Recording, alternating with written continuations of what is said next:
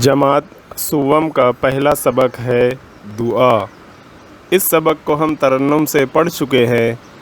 तरन्नुम का मतलब होता है गाकर पढ़ना।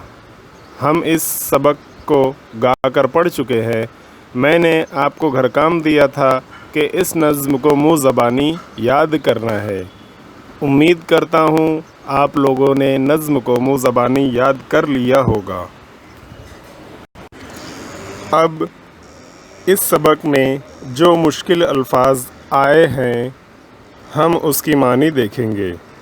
तो चलिए शुरू करते हैं। एक बात का ख़ास ख्याल रखें, आप हर लफ्ज़ को मेरे साथ दोहराएंगे। तो शुरू करें। करम, मेहरबानी, आस, उम्मीद, दर, दरवाज़ा, खुदाया, ए खुदा, फ़िदा, कुर्बान, राहत, खुशी।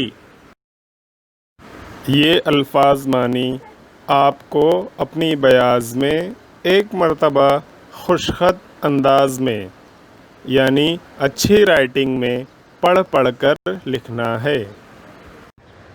इसके बाद नज़्म के ताल्लुक़ से कुछ सवालात हैं जिसके जवाबात आपको अपनी बयाज़ में लिखना है, लेकिन उससे पहले हम एक सरसरी निगाह उन सवालात को देखेंगे। तो चलिए शुरू करते हैं। एक जुमले में जवाब लिखो। बच्चे खुदा से किस तरह दुआ मांग रहे हैं?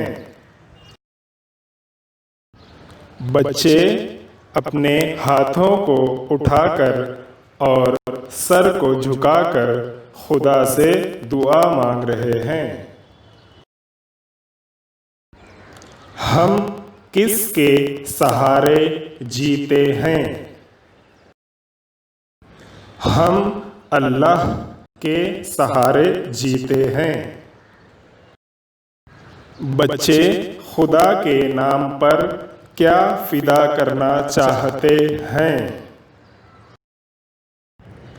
बच्चे खुदा के नाम पर अपनी जान फ़िदा करना चाहते हैं।